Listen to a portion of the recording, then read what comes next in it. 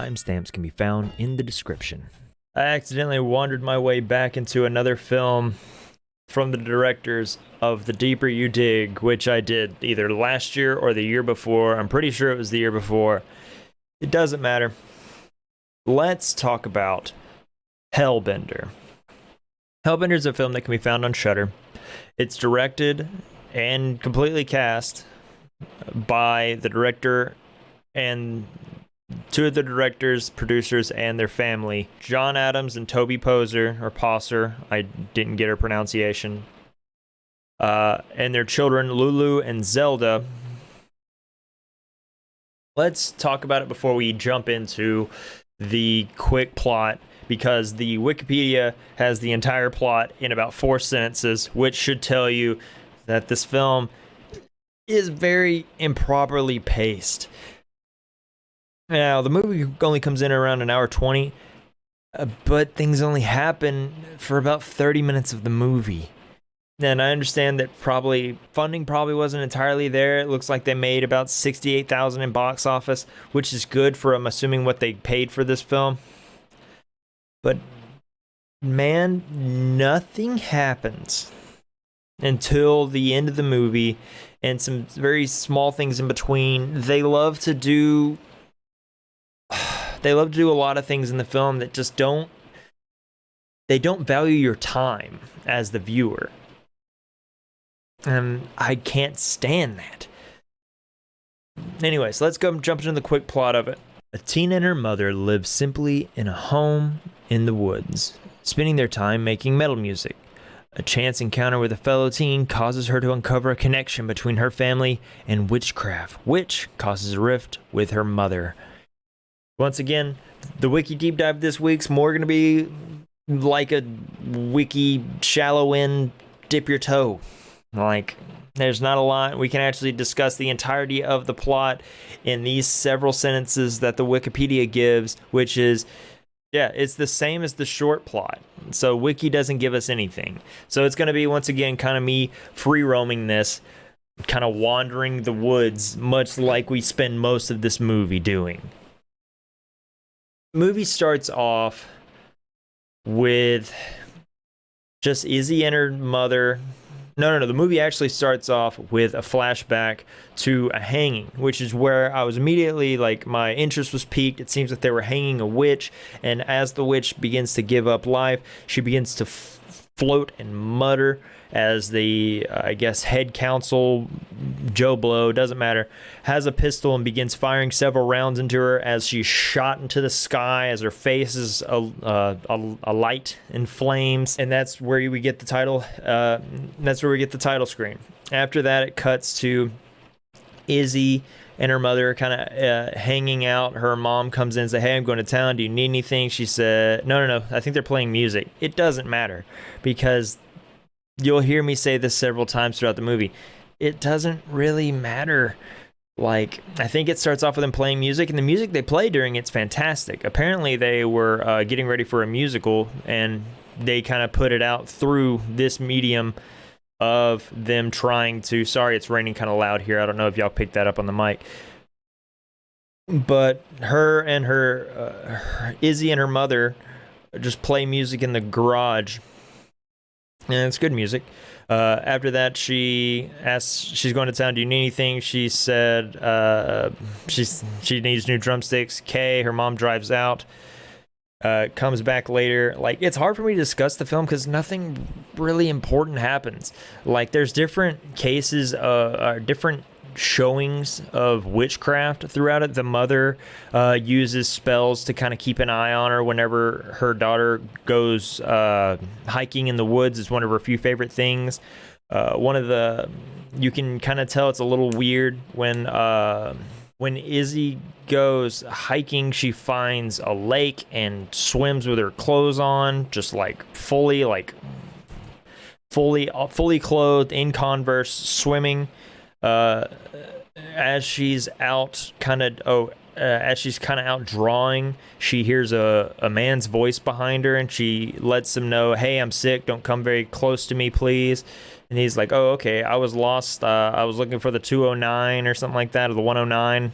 That's where I parked my car, and I can't seem to find a way back. He says my niece lives right over the mountain there. I don't know if you know her. She goes to the school nearby.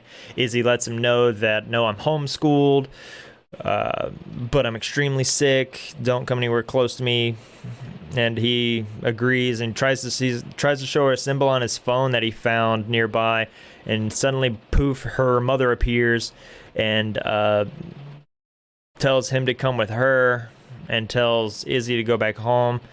As her mother takes him a little bit further away, she does the Darth Vader grip hold as this dude kind of floats into the air, and she either makes him bleed or something as she kind of like eye rolls into turning him to dust, and he vanishes away. As she makes her way home, she prepares dinner, which is mushrooms and pine cones. Apparently, they're fully vegetarian and only live off the land. Later on the next day, Izzy wants to go find the other house where the other girl is because she doesn't have any friends because she's homeschooled. She finds a girl named Amber, which is the actual director and producer's actual daughter. Both of them are actual daughters. It doesn't matter. It's just something I found that I can't let it leave my brain, that I've let myself watch another one of these productions. She finds her. She's on a nice deck as she's like getting ready to swim. She invites her down to swim. She swims in her clothes again. The girl says, that's kind of weird. I have some friends coming over tomorrow. If you want to swing by, please do. I'll bring a spare swimsuit for you because apparently you don't own any. She says, no, I don't. Nothing really happens. Her mother is like trying to predict the future or something. It doesn't explain it. The next day Izzy goes to the hangout with the other fellow teens. She shows off her drum skills because there's a drum set there on the deck. Apparently, that's normal. Later on, they offer her shots, but since it's her first ever tequila shot, they put a live worm in the bottom of it for some reason. I understand the reference to like don't chase the worm, the tequila bottle, all that fun stuff. As she drinks that, she has like an almost out of body experience as she's kind of like being really weird toward everyone else and kind of like begins to walk forward like almost like a zombie like state. She's awoken to the actual homeowner showing up, telling them all that they're trespassing, get off his property. He hunts them down. They get out scot-free, I'll say. Izzy and Amber find themselves alone. Amber says they never show up on weekdays. That doesn't really matter. It's just something she says. Izzy's still overly stimulated with this worm that she had. And she kind of reaches out and kind of grabs onto Amber's neck. Amber swats her away, says, get away from me, you freak. Don't ever talk to me again. Runs away. Izzy walks back to the house to pick up her clothes. The guy ends up finding her, and then he cuts away to Izzy walking back into the house fully clothed. She tells her mother that she was hanging out with friends and she ate a worm, pretty much telling her mother that something weird's happening to me, so on and so forth. The mother explains that we are Hellbenders. We are pretty much tools of the undead, or tools for hell to something another. If you can tell, it didn't really keep my attention, just because these scenes I'm telling you in rapid succession. Like this is quick because this takes probably 40 minutes to get to. So her mother tells her that they're Hellbenders and that when they eat things that are experiencing fear, they grow more powerful, thus the worm. You catch a scene where her mom's eating something out of this small little like sugar cookie box. They seem to be maggots, and since maggots are like the constant cycle of death, that death brings maggots, maggots eat the death, and so on and so forth, become flies. Flies bury their eggs in death. All that. Mom is being more and more skeptical of her. Like she seems to be acting weird. Like that's like this movie just doesn't do a lot, unfortunately. And Rotten Tomatoes has this extremely high. Rotten Tomatoes has this film at a 97%. Shudder has it at a 4 out of 5. I understand that the Shudder community is going to lean more towards low budget, like horror films, just because they're horror. IMDb has it closer to what I'll be having it at the end of this at a 5.8. Yeah, that's most of the movie. Like the final half, the final 30 to the final 20 maybe gets a little bit more interesting as they her mother wants her to experience more things. They keep saying the phrase that fall eats winter, winter eats summer, summer eats blah blah blah, like the rotation of time and how the next season eats the next. It's kind of hinting to the fact that her mother will be overtaken by her. Her mother lets her experience what it's like to eat a maggot, and they roll around and puke on each other, puke blood out on each other. That's a scene that happens. Later on, while they're experiencing this, a police officer walks up to him, seems extremely friendly, and trying to ask if they heard anything that happened to a hiker last summer, because he's been missing and they're assuming he was eaten by an animal of some kind. He assumes it's a cougar that knows nothing of it and goes on his way. Her mother tries to like investigate her. The story does nothing. Like I'm trying to make a story because there is one there, but it just took so long to get to each nodule of a story. It's painful. After the police officer, they go back home. The mother's not feeling very well.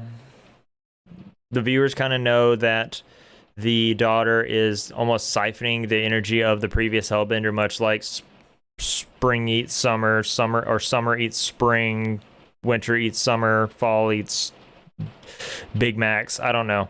So as she's not feeling well and sleeping on the couch, Izzy goes to town, finds Amber leaving her job, tries to offer her her swimsuit back and some things she stole from her. Amber's not having it. Her mother wakes up. They use visions a lot to where like she can almost see the future, that being the mother, as she says, "Have you met my friend Amber? She's still alive, but she's so scared." And it's okay. Her mother wakes up, calls for, realizes that her secret witch room has been opened and her secret witch book has been moved to Izzy's room. I'm sorry, I just don't have a lot to go off of and a lot to remember. Like there's just not a lot for this film. After that, her mother's up in the attic or upstairs and hears a shout below their house. And she goes down to see almost like a meat hole in a old trunk. As she begins to crawl down it, she finds a very dark, damp room with Amber laying in it saying, "Help me, I can't move. I'm so scared. I don't want to die." The mother kind of takes a little bit of her blood, tastes it, and like feels overwhelming power for just a brief second, as Izzy pretty much tells a story of a wolf that wanted to become a sheep who would crack their teeth and trim their claws, and tried to raise her daughter as a sheep by breaking her teeth and trimming her claws, but eventually the daughter ate the mother in the story. The daughter wolf ate the mother wolf. And they do a kind of cheapish visual effect on their faces to show their true Hellbender side for just a brief second. It was very much like Dead Birds, which y'all know how I feel about Dead Birds, the movie, not the, yeah.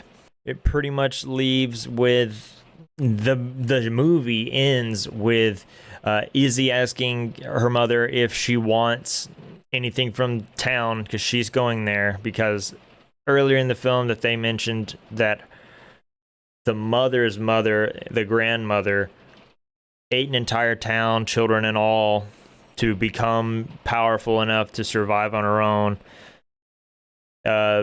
Before anybody asks, they self-reproduce. So whenever a Hellbender eats another Hellbender, a baby is born. That Izzy lets her mother know that I'm not eating you, I love you, and we have a lot of music to make together, something along those lines, and flies off to town. And that's where the movie ends. Once again, I wish I could give more details with this movie, but I told you every major thing that happens in this film, except for a couple of visions that are just foreshadowing, and a lot of walking in the woods, and a lot of symbol making. That's the movie. Where I think this movie fell apart was definitely the pacing. The pacing was, they just don't value the viewer's time.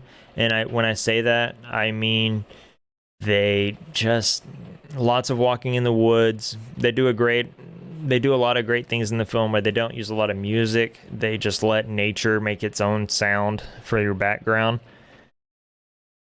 But it's just nothing, man. Like it's a nothing film. And I feel bad to say that, but I felt nothing during it except for like a small laugh when the mother and the daughter are literally rolling around in snow, puking on each other, of like, you're just trying something here. And if I remember, I felt the same way with The Deeper You Dig. Like this, I want these people to have the most success that they can with the funding that they had for this. And judging by Rotten Tomatoes loved it, but IMDb thinks like I do. Let's discuss scores.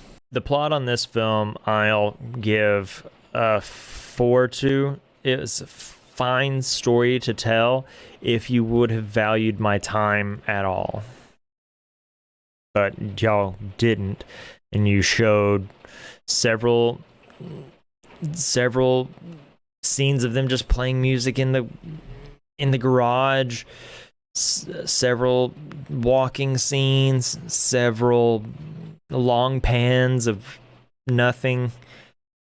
You try to use the foreshadowing, the visions, I understand, but if I'm just seeing the same thing over and over again and it's just flashy bits of attempted gore, it's not gonna hold my attention. So yeah, about a 4 on plot's fine. Scares, there's no scares in this film. There's like a bit of uncomfortability with a lot of like the blood and gore bits. Maybe I can give a 3 to. The looming threat that the daughter is slowly becoming more powerful is kind of interesting, but it's done better in a lot of other movies. Like, I feel bad for shitting on this movie just because I know there wasn't a ton of funding and a family made it together. So the threat can have a 4 as well. Like, other movies have done it better. I don't know, man. I think we'll go the overall score now. I have it currently set. It isn't the lowest movie I've watched, because that's another one. That's Game of Death, and y'all can listen to me rant on that after this video. I'm gonna give Hellbender a 4.5. I don't even know if I want to give it that, because it was truly boring.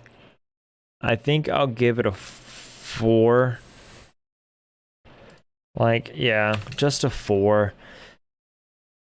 Just understand that in 2022, people's attention spans are at an all-time low, with the ability to have phones nearby, with the ability to stream something else. Make our time spent, and even though it's only an hour 20, make our time spent mean something, to tell an entire story without the filler that you're trying to bring forward. And that's all I'll really say about it. I think a 4 is fine. It puts it under Dash Cam and Spree, puts it still over Game of Death, because dear sweet God, nothing will ever feel as bad.